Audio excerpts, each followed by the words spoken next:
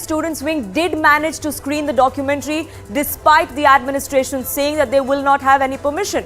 But there was an audience that was gathered and they did manage to see that particular documentary.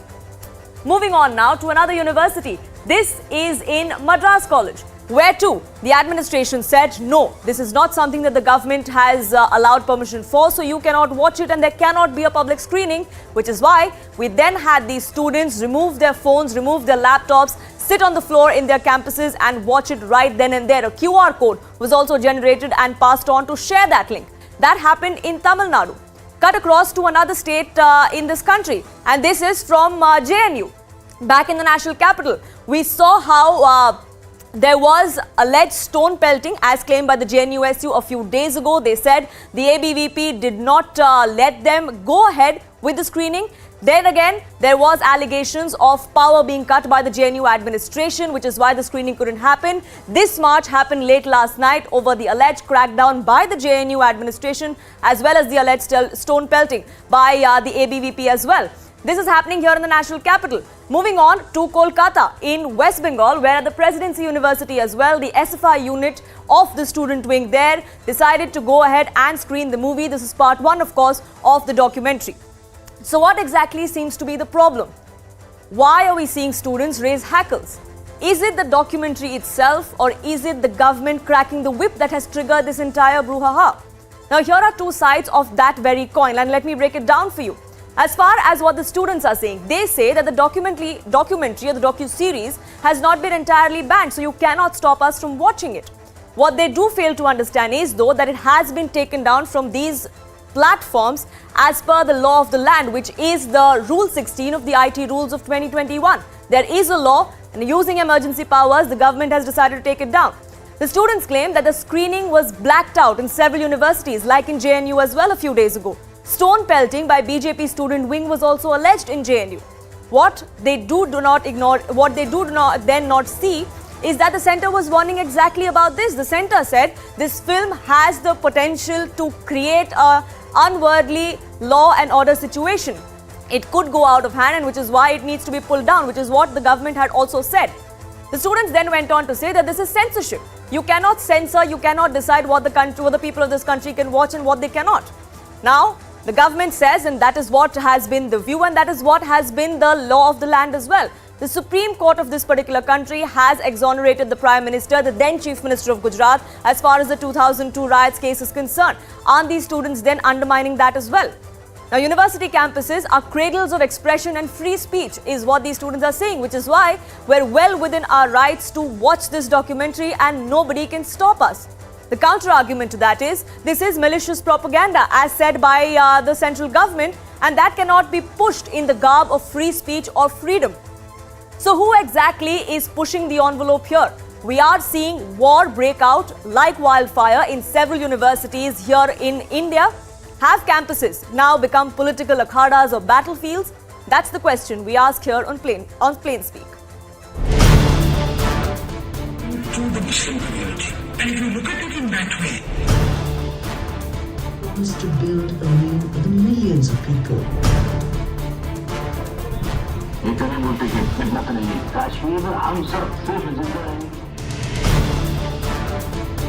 Remain over Mr. Modi's head for a long time, and they'll remain over him now.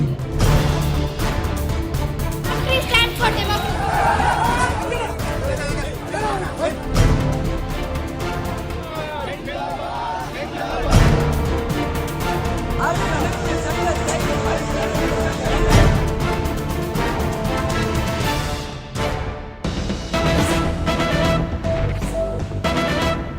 Before I bring in my guests, I want to get you some breaking news coming in, and the drama at our campuses continues. Students are now protesting at the Presidency University in Kolkata in West Bengal. They claim that there was a power cut in the common room where they were to watch the documentary that has been taken down. Kamalika, my colleague, now joins us from on ground there at Presidency College. Kamalika, do take us through what exactly is transpiring there. Yeah, absolutely. As you can see, I will ask my camera person to show that this is the students. They are in a constant protest because they started the screening and after that, suddenly there was power cut. So according to the students, it is the authorities who have done it. Would like to talk to the students because they were actually in front of the dean. They were trying to protest there and they were in a constant protest. Just like to talk to them. Can you please say that why are you protesting now? The screening had begun and it had completed half an hour. Then suddenly the electricity was cut by the authority. So we registered a protest against the incompetent authority who firstly did not want to allow the screening.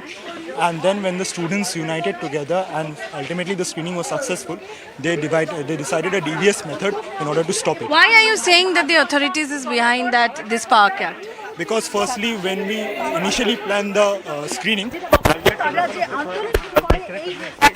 when the authority initially planned the screening, they firstly refrained from giving us a permission, and then when all the students decided that they would see the screening come no matter what, they ultimately said that if there would be any repercussions, any consequences of the screening, they would refrain from getting involved, and any repercussions would be on the students themselves. Now will you again show it when the current comes? Yes, the current has come back, as I've heard, and we are again planning to resume it. We'll try to show that here. This is the common room where the screening was taking place, and there was sudden power cut, and there was a continuous protest by the students.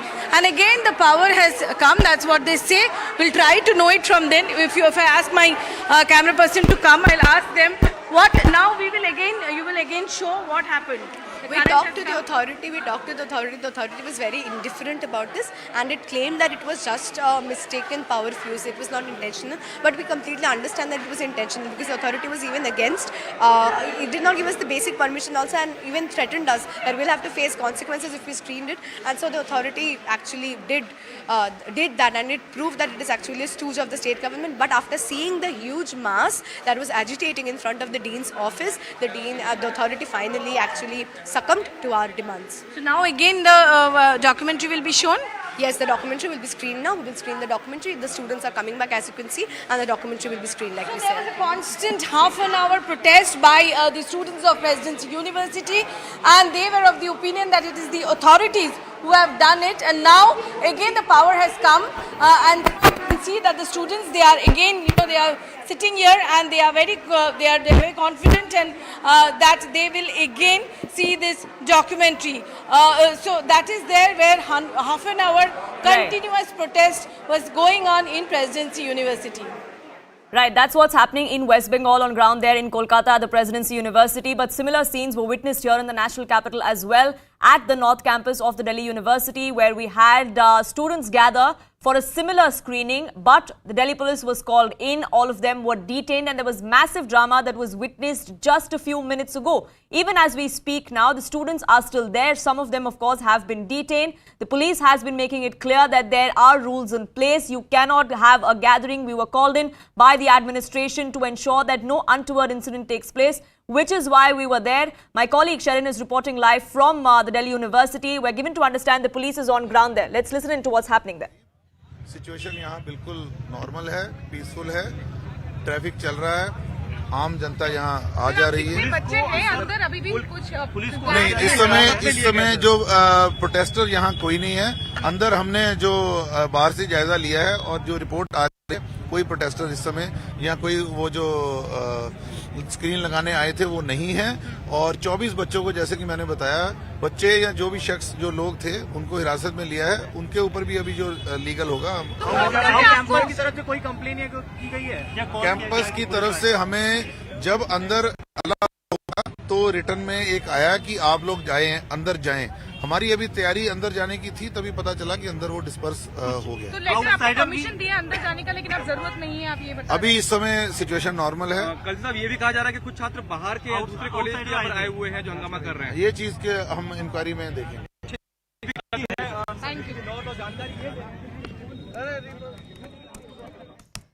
Sharon, my colleague, is on ground there outside the Delhi University from where we were getting this reaction coming in from the Delhi police. There is no need to enter the campus anymore is what the administration has confirmed to the police, is what he just told us. The situation was, the situation now is fine. There is absolutely no tension as the police just confirmed. But Sharon, my colleague, is joining us live from there. And Sharon, it was just a few minutes ago where we had seen massive protests there break out.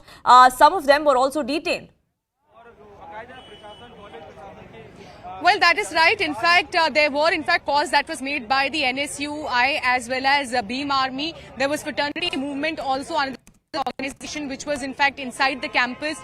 They were resisting the detaining by the Delhi police, and that is why, because they were large in numbers, there were around 100 to 200 students who were inside. They were attempting to screen the BBC documentary, and that is why just moments ago the Delhi University Chief Proctor had in fact come here, handed over a permission letter to Delhi police saying that in case there are more students who are left inside, they can enter the campus and can take or detain these students. But now the DCP of North has in fact just spoken to us, and he has told us that how the situation has in fact come to normal. In total, 24 students have been detained since 4 p.m. today, because there were several attempts that were made by several students' organization to in fact screen the documentary, and overall 24 students have in fact been detained. And there was right now we have seen few of the students who are left, for which the Delhi University Proctor has asked the Delhi police, in case they seem right, they can go ahead and enter the campus and take the necessary action. But that is not needed.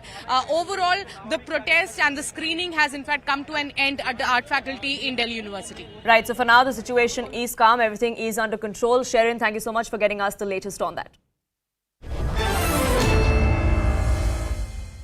Let me open this up to the panelists that we have here on this broadcast. Rashmi Sawant, former president of the Student Union at University of Oxford, joins us. ABVP activist and a PhD student at the JNU, Prince Kumar, is also with me. Professor Dinesh Varshney, professor at JNU and a leader of the CPI, also with me on this broadcast. And political analyst George Kurian also joins us. And Professor Varshney, I'd like to begin with you. We've seen several such political issues come up as far as JNU is concerned. It is one of those universities from where there are student wings that are extremely prominent that want to eventually make their foray into politics. But these are centers of education. Should we turn them into training grounds or training schools for politics, and for them to stop being educational centers all along? Because some would say that is what they are turning into being.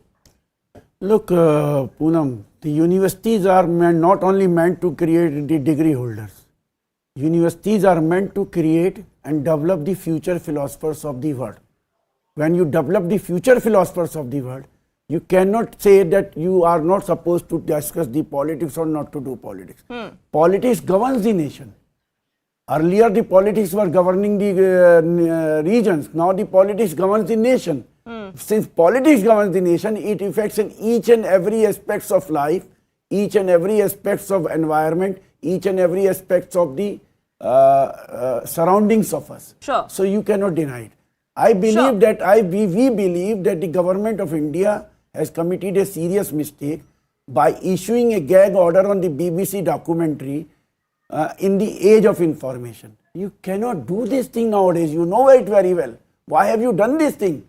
Why you made a mockery of the system? Mr. Varshney, there are specific reasons why the government has done it. They said that there is a possibility that this could communally divide sections of society. This could also create untoward instances. And in the recent past, we have seen perhaps that coming true as well. The kind of protest that we've seen, the alleged stone pelting as claimed by the JNU-SU as well, this is exactly what the centre was warning against, isn't it? Look, the communalism and communal politics in this country is done by the only organization is RSS BJP.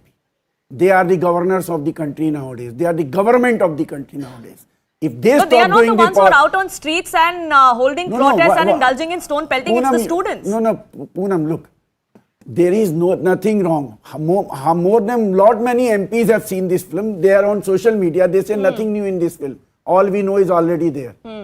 Then what is the problem to the government? Sure, and I'm glad you bring that up. Sure, I'm glad you bring that up. Our opposition leaders tweeting out these links, because that's exactly what I want to ask. Is the opposition actually fueling this fire? And George Kurian, we've seen several opposition leaders, like Dinesh Varshney also said, put out these links on social media, asking people to go watch it. We had several units of the Congress hold screenings for people. If the government has come out and said that this is propaganda, this documentary goes on to undermine the highest court of this country, why should we not then stand as one country and not as different political parties? Are political parties within the opposition trying to fuel this fire and keep the pot burning when they shouldn't? Well, Poonam, not really. The opposition here is not trying to fuel the entire scenario. One has to understand the government in the first place shouldn't have gone ahead and banned the entire episode from the BBC, which is a renowned media house. And please understand that BBC today, when they come out with any publication or documentary, they very well understand the consequences behind the documentary, because they can know that they can be sued for no reason. So they have investigated the entire episode and the events that has taken place under Mr. Modi post 2014. So that's when they have come out with this documentary, number one. Number two, students when the age of from 18 to 26, 27, that's the age when the students are fearless. They are not bothered about what consequences this will have in their future. And these are emerging students who have a political ambitions in life. And the country has seen so many of the student leaders who have emerged as leaders of the nation, and they are become members of parliament. Sure. So having said that, I strongly believe the government is actually blowing this out of proportion. There is no need for the government to put a ban on any of the documentaries. It should be free. India is a secular nation by constitution. The documentary should be released, and the public and the students will let them watch the documentary to understand what exactly has transformed in this nation under Narendra Modi. Sure, it's the censorship that seems to be the problem. The government is the only one to be held responsible, is what many would say. But the government pulling down these documentaries or these docu-series from social media platforms like Twitter and YouTube happened a few days ago. We've been seeing comments coming in from the opposition leaders in the backdrop of that after that ban actually came to the fore. We also see these protests and these screenings, the adamant nature of the students' union that we've seen across these universities to come out and screen that particular documentary. It's all happened in the recent past. And Rashmi Samant, I would like to get you in as someone who has headed a student organization in a university such as Oxford. Yes, these are institutions where you have to ensure that there is a healthy discussion. Dissent should be welcomed, because that's just how you make better leaders, you make better people out of your students. But can we have a situation where it eventually boils down to it being just that? Many would say the JNU is getting a notorious or an infamous tag of being just that, because that's all we see coming out of universities like JNU. Well, I think there should be, as a university, there should be a healthy discussion between both sides, and, because it's learning grounds. But it turning into the kind of situation that JNU has is actually very alarming. I think that kind of environment is very toxic, and that furthering is actually, it's not in the best spirit of education. That being said, I think in the age of information, it is very important to differentiate between misinformation and well-informed sort of media docu-series, because we have seen clearly how misinformation can quickly turn to on-street violence. And the documentary does not pay any heed to the Supreme Court findings of India, but on a report that a former UK Foreign Secretary by the name Jack Straw commissioned, and he himself is not investigated for his role in the Iraq invasion. The kind of human rights abuses that went on during that invasion, and the so-called weapons of mass destruction which were never found.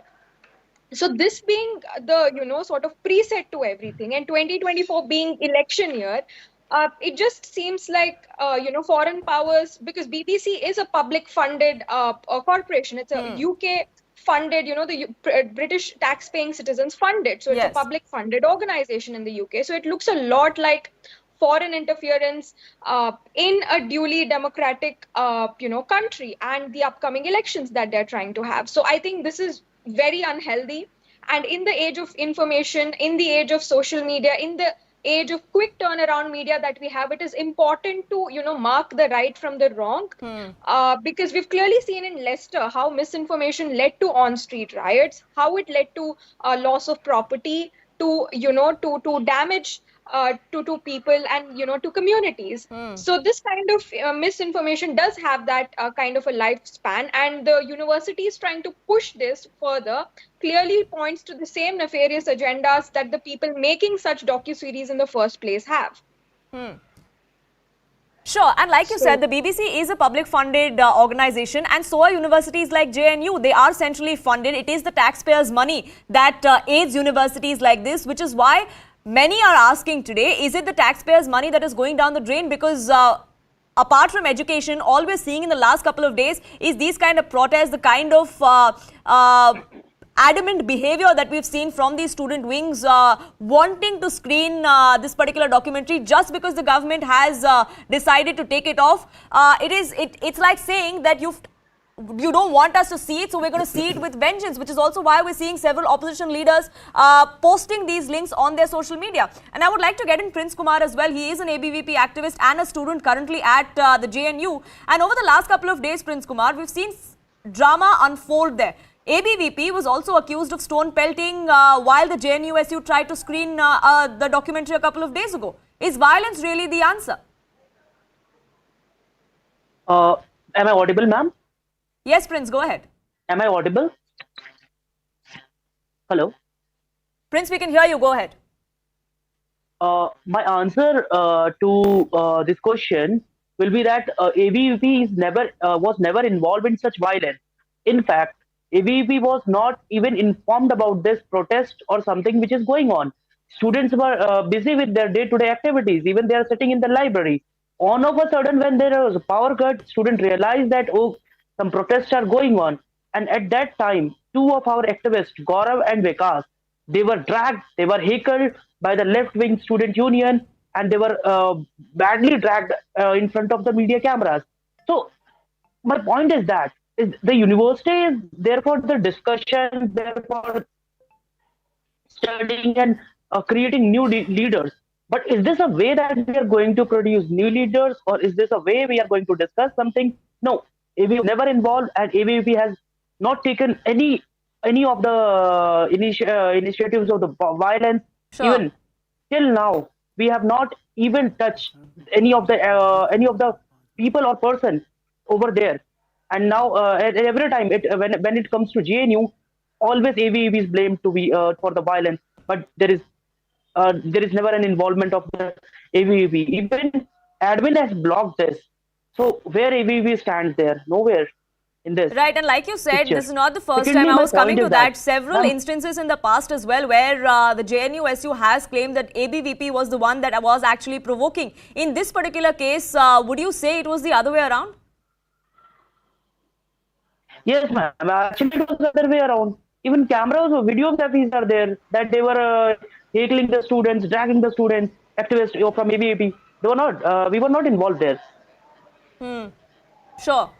So that blame game continues. Right, that blame game continues. But unfortunately, we are seeing more and more universities that are coming out, student unions at these universities, at these colleges, wanting to screen this particular docu-series, going against what the government has said, that this is malicious propaganda. It has the potential to disturb law and order. It also has the potential to create unease among sections of society. Now, George Kurian, I want to ask you, is it a mere coincidence that all of these universities are from non-BJP states? Well, not really, Poonam. See, one has to understand that this is an age when students are determined about, and they are well informed about, and it's a digital world, So the amount of suppression on students will not work. So the government should go ahead and give them a free run to watching of the BBC documentary. And see, if there is no truth or there is the documentary is not fake, the government should ensure that it is open for all to go and watch it and come to a conclusion. But if the government is saying that this is malicious propaganda, it disregards completely the law of the land. The fact that the highest court of this country has exonerated the Prime Minister, the then Chief Minister of Gujarat, and that happened over 2 decades. The entire case going on from 2002 to 2022, when the exoneration came in, it was a 2-decade-long legal hurdle or a legal battle that was fought, and that is when the Supreme Court decided that there isn't enough evidence to substantiate the claims that were being made against the now Prime Minister and then Chief Minister. Why should we disregard all of that and try and peddle what the government says is propaganda as far as the BBC docu-series is concerned?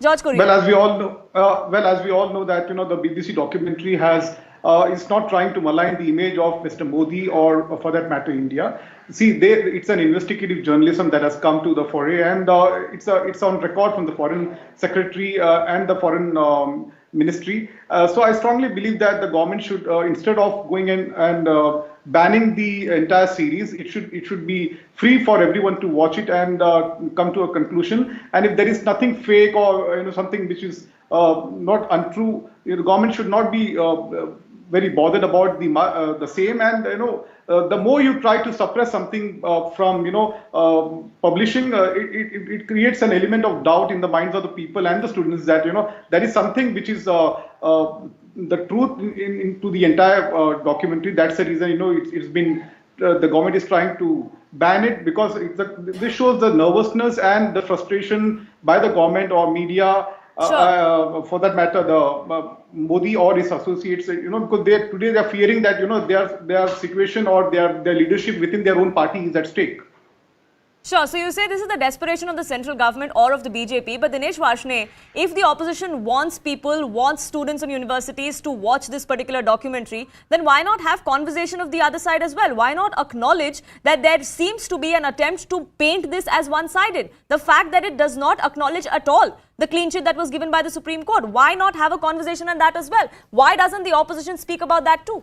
Look, Poonam, as a matter of principle, as and when in the course of history, the reality has been and the facts has been denied, it hurts the democratic rights of the people. Hurting of the democratic rights of the people hurts the rights of the people in matters of economy, in matters of society, in matters of culture and everything. And it hurts in India specific, which is a country of unity and diversity. It will hurt in many aspects.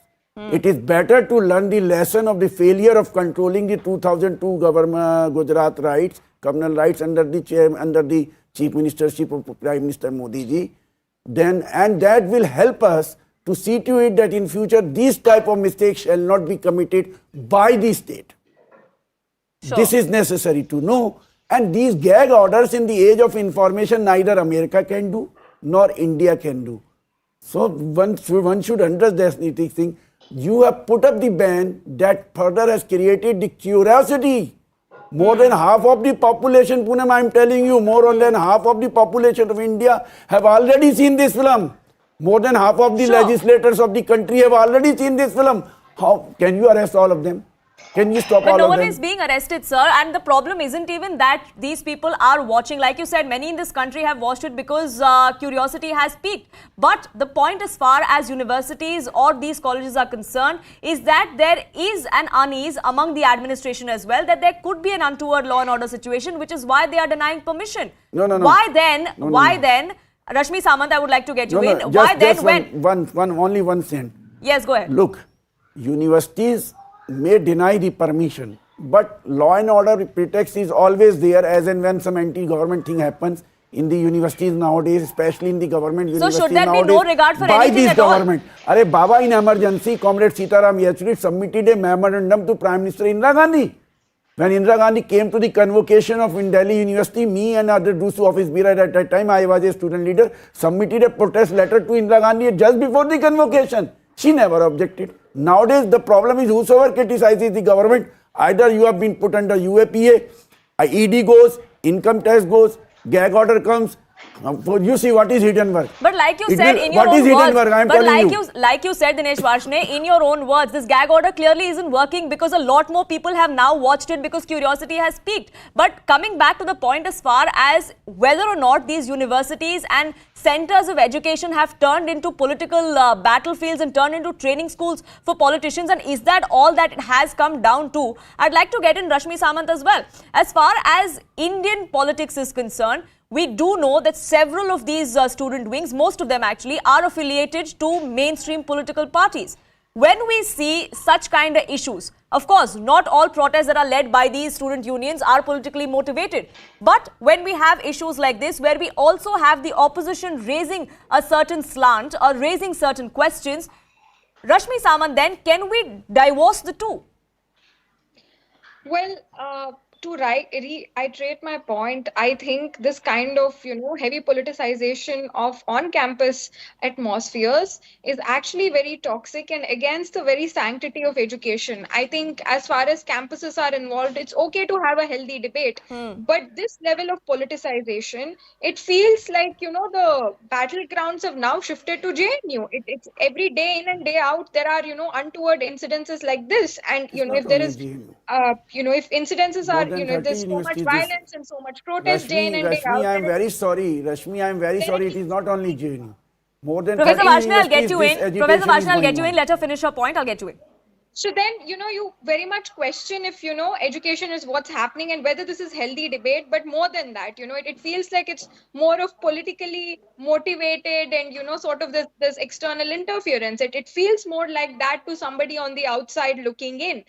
And I think we are free to have this perspective because this is what we see. And as an educational institution, I think it's taken it far too along. They're okay to have their freedoms and everything. It's okay because maybe they are future political leaders, but that does not mean that you make your campus a political battleground. Absolutely, and that's really what the problem is also, because like I said, most of these universities, most of these colleges are publicly funded. It is the taxpayers' money, and we would really like that money being seen going into something that is useful and not really protests like these, adamancy coming in from student wings just because they are being stopped by the administration. There has to be some law and order, some rules need to be followed, and if it is the administration of the college or of the government here in India that has set certain rules, then they need to be followed. We leave it at that. I thank all my panelists for joining us here on debate number 1. We are shifting focus now to the other political controversy. The heat was just about dying down from Digvijay Singh's Saboot Do remark, but unfortunately for the Congress party, it cannot seem to catch a break. This morning, Digvijay Singh, in a sense of defiance, tweeted an old video of his party colleague Rashid Alvi making similar comments. Now, when CNN News 18 confronted the senior leader, he did not shy away from saying that both he and Digvijay Singh were absolutely right. All we're asking for proof from the government and we're well within our rights, said Rashid Alvi. He added that if the government is confident about the outcome of their surgical strike, then why not release the video proof? Now, this is not the first time anyone from the Congress has raised doubts over surgical strikes. But both Digvijay Singh and Rashid Alvi have not only put the Congress party in a further dock, but they also seem to have complete disregard for what the party leadership has been saying. Let me tell you why and let me break it down for you. After Digvijay Singh's remark a few days ago, many within the Congress's leadership have distanced themselves, rebuffed the claims and outrightly put Digvijay Singh in his place. But unfortunately, that seems to not be making a difference to either Digvijay Singh or to Rashid Alvi today. Rahul Gandhi came out and said that Digvijay Singh's comment was completely ridiculous. In my personal opinion, he says he was a senior leader, we have democracy, but in my opinion, that comment was completely ridiculous and out of line. Jairam Ramesh came out and said that Digvijay's views are his own. They are personal. They do not reflect the party's position. That's what Jairam Ramesh came out and said right after Digvijay Singh's comment. Mallikarjun Kharge, who is the chief of the Congress party, came out and said, we have made our stand clear. We have distanced ourselves from Digvijay Singh. This is not the party line. We do not doubt our forces and we do not want proof from them. The Congress party, even today, is completely silent on Rashid Alvi when he says, all we're asking for is answers and proof. If it is there, then why not show it? So we have condemnation, we have stern words coming in from leadership of the Congress party, but that seems to have very little effect. Is it because there is absolutely no action? Is this Saboot gang striking again because inaction emboldens these alleged motor mouths of the Congress party? That's the question we ask on this edition.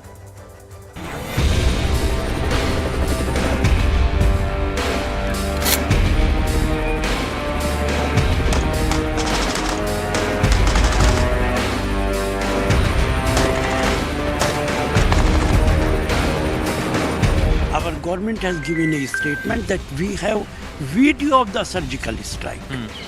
That is the reason. Is there any proof in any video that 400 Atangwadi were killed? Or 200 Atangwadi were killed? No, not at all. Not at all.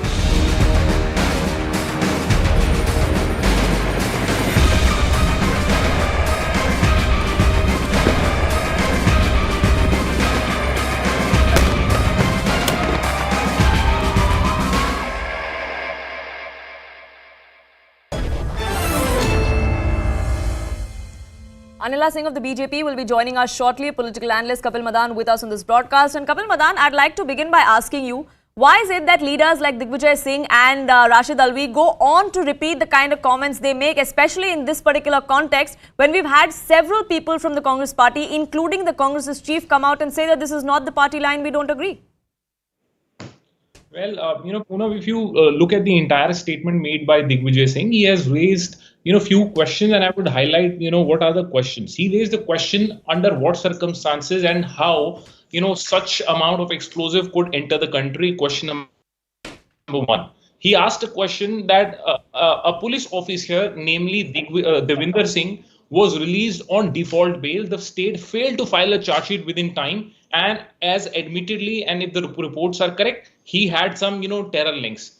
Now, the question Mr. Digvijay Singh asked that, it is the government of India, who's responsible for safety and security of the country. He's raised those questions. However, a certain section of the media has picked up one line from his statement where he has made a remark that the government has not given the proof of the casualties that happened in the strike. So why should the media be accused of taking only one bit when the Congress itself has come on and said we don't agree with what he's saying? The Congress didn't come out and say that his comment was misconstrued. Let me respond. Is it not true? Is it not true that Devinder Singh was released on bail? There was a default bail given to him. Is it not true that he was facing charges where he was allegedly helping a few terrorists? Is it not true? You please correct me if it is not true. So I agree with you that he could have, avoided making the statement when he questioned the proof of the casualties. I agree with you, to that extent. However, you can't pick up one statement in isolation and, completely present it in a completely different context. But that's not what we're trying to do at all, is what I'm trying to say. So do you agree with me that he was right in questioning the government, that under what circumstances such a huge amount of, RDX could enter the country? Do you also agree with me that Devinder Singh was admittedly released on default bail, failed to file the charge sheet within time? Do you agree with me on that? It's not about me agreeing, sir. He has all the rights to ask the questions he's asking. He's a citizen of this country. We have free speech in a democratic country. He can ask anything that he wants. My simple question to you was that many in the Congress party came out and said, we don't agree, this is not the party line. And yet we have Digvijay Singh today come out and tweet an old video of a colleague of his where he was saying similar things. Would you not see that as a sign of defiance by the senior Congress leader and General Secretary of the party? Poonam, I think you didn't heard me when I was making my remark. What I was trying to say here, he could have, a statement where he made a remark where he said that the government has not given the proof of the casualties. He could have avoided that statement to that extent. I agree with you. But at the same time, the fact that he was asking the question, he was seeking accountability from the government, he was seeking questions and inquiry under what circumstances Devinder Singh, who admittedly has, was found helping the terrorists, why was he released? Sure. Is it not a pertinent question? Sure. Now you deny the fact. You can't deny this fact that this is a pertinent question and this question was raised. Perhaps you want to use two statements conjunctively and you want to give a we're not trying to paint any picture that the Congress isn't trying to. We're just asking if we have a leader who has been pulled up publicly by several people in the Congress party come out and make similar comments yet again. Can you hear me? Try and put that limelight on another leader of his own party, then what is it that emboldens them? Many in the BJP says it's inaction because all we hear is condemnation and lip service, so to say, coming in from the Congress leaders. And which is why we have leaders like Digvijay Singh and Rashid Alvi come out and say things that are not the party line. I lost your voice. Can you please repeat your question? Yeah, I was asking, is it the inaction that seems to be... Yes, can you hear me? Am I audible? Kapil Madar, I can hear you. Am I audible to you? Yeah, I can hear you now. Can you please repeat your question, please? Yeah, I was asking you, what is the reason we have leaders like Digvijay Singh and Rashid Alvi come out and make comments like this again and again, despite being publicly pulled up for it? The BJP says it's because the Congress doesn't take action. Poonam, I would reiterate the remark. You want to pick one statement in isolation and you are presenting it in a completely different context. He was talking about the incident that happened in Pulwama. He was seeking accountability from the government. Now, want to pick one statement in isolation, and I agree with you. He could have avoided seeking proof of the casualties that happened in the strikes. I agree with you to that extent, but at the same time, fact, or you can't question him from raising pertinent questions from the moment where he was seeking accountability as to how and under what circumstances an incident like Pulwama happened. Sure, absolutely. He lost 40 brave soldiers. As a leader of the principal opposition party in this country, he is well within his rights to ask any questions as a constructive opposition, as the opposition should be in this country. The fact was whether or not this has pushed the Congress party further to the wall, and that the BJP believes it has. But I thank you, Kapil Madan, for joining us here on this broadcast with your perspective that controversy continues to brew. Before now, we're slipping into a quick break.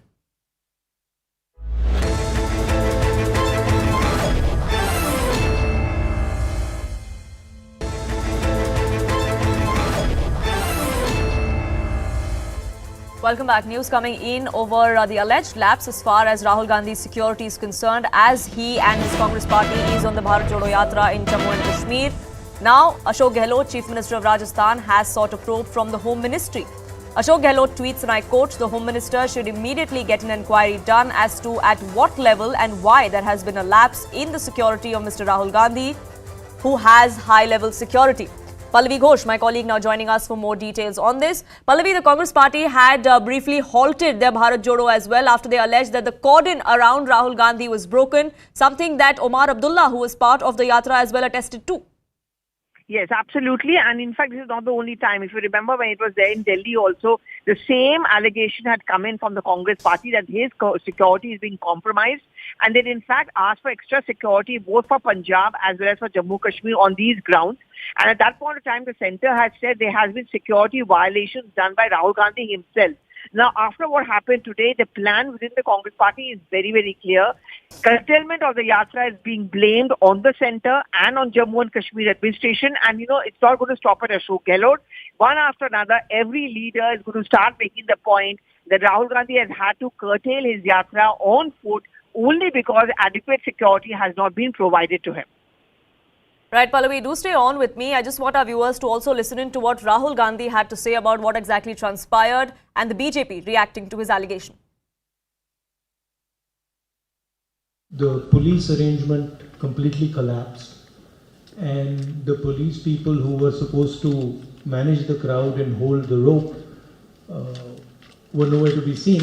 Security people were very uncomfortable with me walking further on the yatra, so we had to I had to cancel my walk. It's important that the police manages the crowd so that we can do the yatra. ये सारे बयान आरोप अनर्गल हैं। जो लापरवाही राहुल गांधी के आयोजकों ने खुद करी है वो ये है कि बनिहाल से जो लोग जुड़ने थे उसकी कोई जानकारी सुरक्षा एजेंसियों को नहीं दी गई और अनर्गल आरोप लगाकर जो सुरक्षा एजेंसियां आपकी सुरक्षा के लिए तत्पर हैं, उनका मनोबल तोड़ने का काम आप करते हैं। Now, Pallavi, in just a few days from now is when the Bharat Jodo Yatra will culminate. Are we expecting the Congress party to raise these issues of multiple lapses, as they claim, at another level with the central government? You know, I think it is also a plan which the Congress party has. I mean, you must have noticed in the last 2 days, the Yatra was in the news, but for all the wrong reasons. About Digvijay Singh's comment, today Rashid Alvi's comment. At the fag end of the Yatra and the end of the Yatra, they're going to wind up by the same issue which they began with, which is that the BJP is scared of the Bharat Jodo Yatra and the traction it has had with people. So therefore, in Jammu and Kashmir, they're going to keep on playing on this point that his security is being compromised. The BJP is scared. Jammu and Kashmir administration is so scared that they do not want the Yatra to complete its course and its leg. And therefore, I think till 30th, which is on the last day of the Yatra, which ends with that rally, this is exactly the point which the Congress party will be making. Therefore, it comes as no surprise that it is Rahul Gandhi himself who has called a hurriedly called press conference where he made it clear to the media. He wanted to step in and make the point that the only reason I had to cut short was because I did not want to violate the security drill, but for this I hold the administration responsible. Right. Now, the Congress, Pallavi, has been claiming that the BJP is rattled by the popularity of the Bharat Jodo Yatra. But as far as support within the ranks of the opposition is concerned, we've seen Omar Abdullah today. We're perhaps going to see Mehbooba Mufti join the Yatra tomorrow as well. But on 30th, the Congress party had invited all of the opposition leaders or all of the opposition parties to come and be a part of this grand rally. So far, we've not had a confirmation from many. Well, 13 political parties, like-minded, have been invited. As of now, the JDU has said that they cannot attend it because of some prior commitment that they have. So that's one ally less, which is joining the Yatra. And it'll be interesting to see if any of the big-ticket leaders turn up. I mean, if the representatives are sent, are they the senior ones? And the second thing is, in political parties who are their own allies, will they send any of the senior leadership? Will the leader of that party, for example, the Shiv Sena themselves turn up at the rally? I think 30th is going to be yet another critical leg of the Congress party because by and large, many of the allies of the Congress have really stayed away from the Yatra. Samajwadi Party, a one-time ally, and BSP, despite giving their support, Mayawati was not a part of the Bharat Jodo Yatra in Uttar Pradesh. So in that sense, I think any attempt by the Congress party to show that they are the big brother, they are the leader of opposition has failed. So 30th is going to be critical on 2 grounds. One, whether the opposition parties turn up, and 2, whether it can be called a successful Yatra or the security issue and the many controversies will actually cloud and overshadow the entire Yatra which has been held from Kanyakumari to Kashmir. Right, Pallavi. Thank you so much for putting that in perspective and getting us the latest on that big controversy. Let's now get you all of that's made news here in the country and out of the country as well in brief. Prime Minister Modi interacted with students, teachers and parents in Pariksha Pe Charcha event that was held this morning. The program was held at the Talkatora Stadium in New Delhi. It was streamed live on various platforms. During the program, the Prime Minister answered questions from students, teachers and parents alike on how to deal with exam stress and other related issues. आप अच्छा करेंगे तो भी हर कोई आपसे नई अपेक्षा करेगा। अगर आप भी अपनी एक्टिविटी में फोकस रहते हैं तो ये आपके जो कुछ भी दबाव बनता है, अपेक्षाएं बनती हैं, कभी न कभी आप उसको मिट करेंगे। National Conference leader and former Chief Minister of Jammu and Kashmir, Omar Abdullah, joined the Bharat Jodo Yatra in Banihal this morning. He also came out and spoke about the alleged security lapse that the Congress had alleged during one of the leg of that particular Yatra. The Indian Navy carried out a mega war game involving warships, submarines and aircraft in the Indian Ocean region. It was to check the force's combat readiness amid China's growing military forays in the region. The operational readiness exercise is being conducted over a duration of 3 months from January to March, and assets of the Indian Army, the Indian Air Force and the Coast Guard are being deployed. 12 more African cheetahs will make their way from South Africa to Madhya Pradesh's Kuno National Park in India. South Africa signed an agreement with India to introduce dozens of African cheetahs to the Asian country over the next decade. This comes after cheetahs were transferred last year from neighbouring Namibia. Shah Rukh Khan's Pathaan smashed all box office records and has earned over 218 crores worldwide in just 2 days. Pathaan has become the first Hindi movie to have earned over 65 crore rupees on opening day. Sania Mirza and Rohan Bopanna lost their mixed doubles final at Australian Open 2023. Sania ends her career with 6 Grand Slam titles. More than the loss, it was the goodbye that left Sania teary-eyed during her emotional farewell speech right after the match. Journey of my professional career started in Melbourne. Sorry, guys. When I played Serena Williams in the 3rd round here as an 18-year-old, and that was scarily enough 18 years ago, and I've had the privilege to come back here again and again and win some tournaments here and play some great finals amongst you all, and couldn't think of a better arena to finish my career at in a Grand Slam. Paris Saint-Germain football team toured the club's new training camp in Paris suburb. The new training camp is all set to open this year. Messi, Mbappe and Neymar were among the players who toured the new training camp. Russia rained missiles on Ukrainian capital of Kyiv. According to Ukrainian authorities, 11 people have been killed and several others injured in a wave of Russian missile attacks across Ukraine. This comes a day after US and Germany agreed to deliver tanks to Kyiv. Torrential rains are wreaking havoc in New Zealand's capital, Auckland. Heavy rains and wild have caused floods in some parts of Auckland. Cars were submerged and people waded through rising water. Severe weather warnings have also been issued for the upcoming days. Hundreds of people took to streets of Peru's Lima over the ousting of former President Pedro Castillo. Massive protests have erupted demanding the resignation of the current president.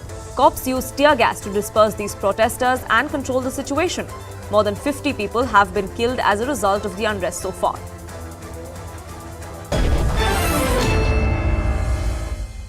With that, it's a wrap from me on this edition, but leaving you with visuals of Ranbir Kapoor tossing away a fan's phone who tried to click a perfect selfie but unfortunately couldn't. That video has now gone viral on social media.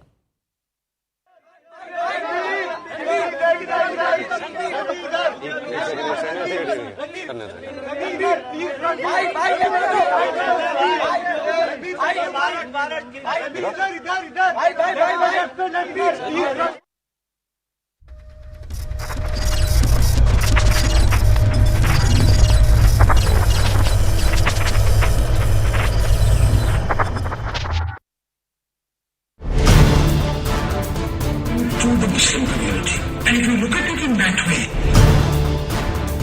It was to build anew the millions of people.